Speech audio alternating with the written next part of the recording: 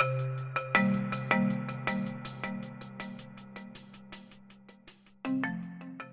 my lovely YouTubers.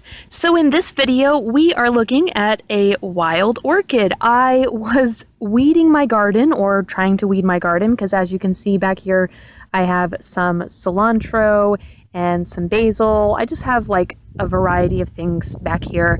They sort of grew on their own. I've also got a random tomato plant right there. These are all volunteers that actually sprouted from the compost. You can see the compost that I use. It's like a leaf mulch. And they just sprouted from the compost. So I was checking on everything because my cilantro is starting to bolt. And I saw this interesting looking, what I thought was a weed. And then all of a sudden it hit me because of the twisted flowers and the twisted sort of spike here. I quickly ran in the house and I got my trusty Wild Orchids of South Carolina book, and lo and behold, I was able to identify the genus of this orchid. It is a Spiranthes, and Spiranthes is one of 53 native orchids in South Carolina, and so I was super excited. I thought I would have to hike to find such a specimen, but here it is in my backyard.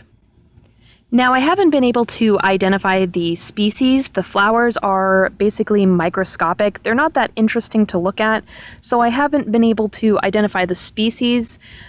If we take a look at the plant here, there really isn't much.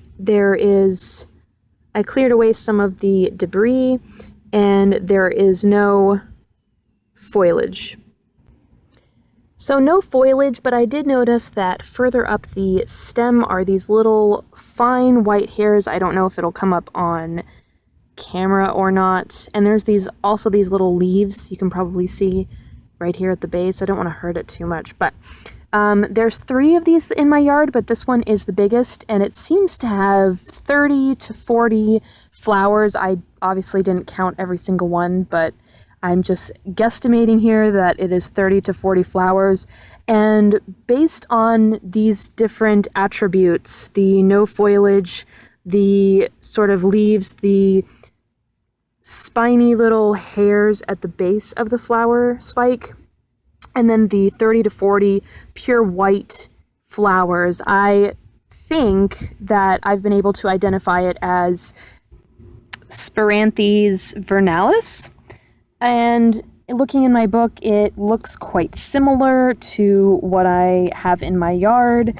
But for some reason, and this one has, I think this is the right one. Yeah, so it just has the pure white flowers, which matches what I have, but I actually think that this one has foliage when it blooms, so I'm not really sure if this is actually Spiranthes vernalis, but the bloom time matches. In flower April to June, habitat marshes, grassy banks, meadows, and roadside ditches, and it seems to match the location as well. I'm this county right here, I don't know if you can see it, but I'm one of the blue counties, and blue indicates where the orchid can be found. So it matches the location and it matches the bloom time.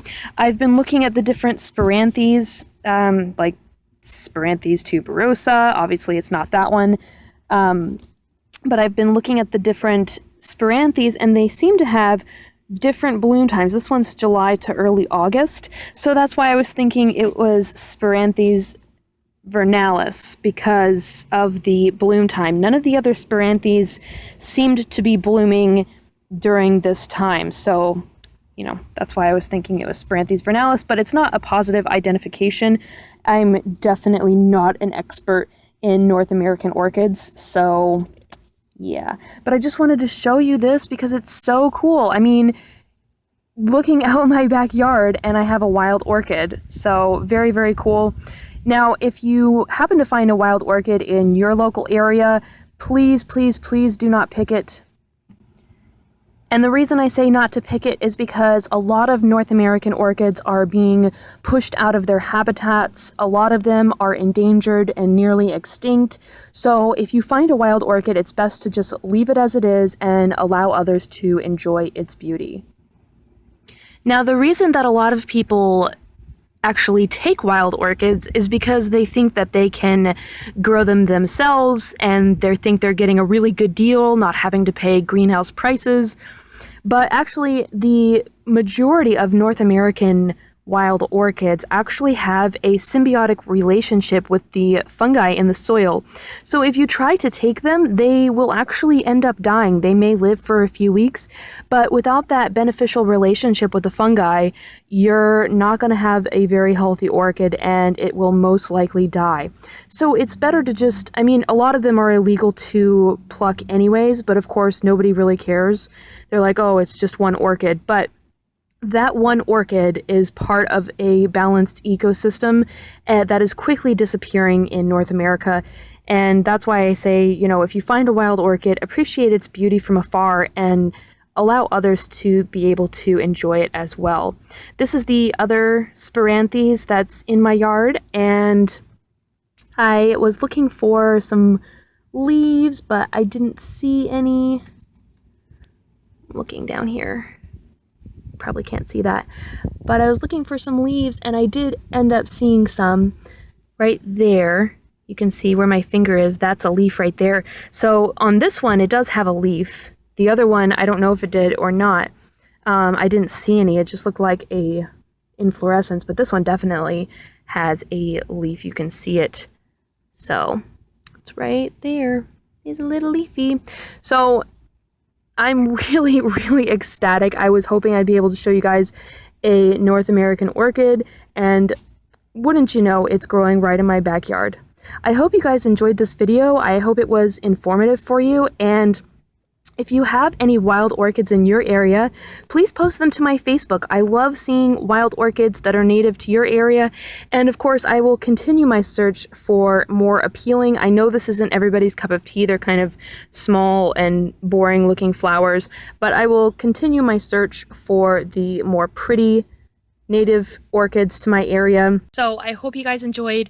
If you haven't already, subscribe to my channel for more videos like this one in the future, and I will see you guys later.